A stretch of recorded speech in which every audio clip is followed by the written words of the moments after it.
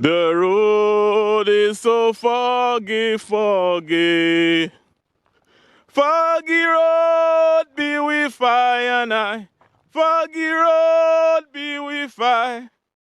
Yes, nice and decent people. Today we're going to be looking at the banana fields, some banana plantations, making use of some drone videos. And from there, it will be amazing the amount of things that we'll be able to see. There are certain things that we'll be able to appreciate and see from a drone footage, drone video that we cannot see by just taking ordinary pictures with the camera. So one of the things that I really wish you would be able to see is from just watching the drone footage, you can see that some people are actually spending their money on their farm, buying fertilizer and implementing husbandry practices.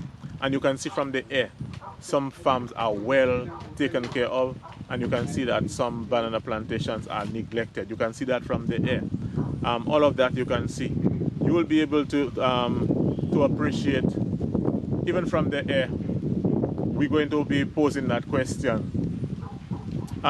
Why is it that some people, they want to come and build their nice houses in rural areas, in places where they know people do farming, and yet complain about farming practices?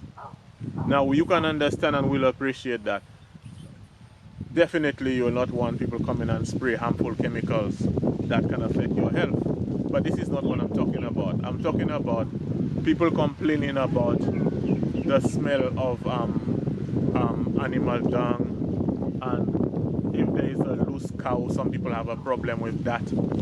You need to understand that you live in a rural area, and these are some of the things that can happen. So we're going to look at from the air how some people actually build their houses in rural areas and then they complain.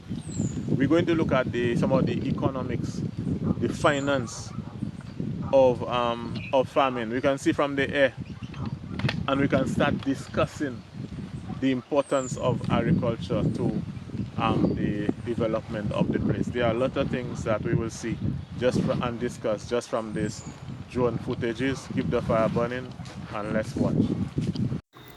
First thing first, when you look, just look carefully over at these farms, and you will notice that even the leaves of some of those plants are not bright green. Some of them are actually yellow, and this is how you're going to know and understand that some of these farmers do not apply fertilizer, sufficient fertilizer to these farms. The ones with the greener leaves are better supplied with fertilizer and other farm amenities. So those farmers who refuse to spend the money on the farms in terms of inputs, what will happen is you're going to produce very small bunches of bananas, and it will reach a point where to actually full one box of banana, you have to be cutting two bunches, and that is actually a waste of time, a waste of your time, a waste of your resources. In farming, on the community level, what we need to understand is when people make money in farming, in the farming communities, there is money available to support the local businesses in the community so that money circulate within the local rural economy. And that is something that we really need to understand, take very seriously and act upon. We remember in the times when banana used to boom, in the banana green gold days, we saw it was more obvious and more visible how money circulate within the communities. You would see certain shops were doing well.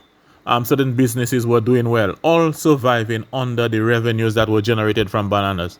The same principle holds. So if you're in a community where farmland is available and you refuse to plant, you refuse to farm, you're going to be stopping the circulation of money to the community. And the food that you do not produce has to be imported from overseas. Thereby, you sending your money, the limited funds that you have, you sending it overseas.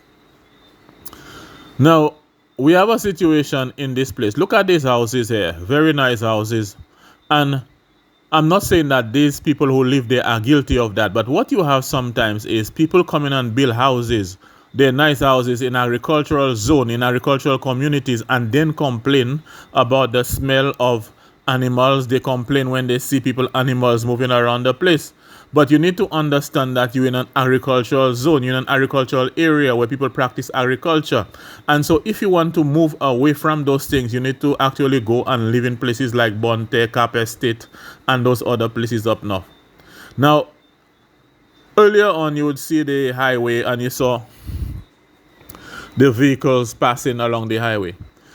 When these banana estates were controlled by the Denry Farm Co., when these estates were controlled by the affluent and the rich people from overseas, what was happening? We had a situation where the place was well mechanized. You had irrigation systems. I remember when I was a teenager passing on the highway, you would have to gauge and time the overhead sprinkler because you would get wet. Now in this modern era, imagine you have modern, it's more modern in terms of technology in the world, and yet still none of these banana farms have irrigation system in them. So it shows you that instead of going forward, we go backward sometimes. And instead of actually working, we complain too much in this agricultural sector.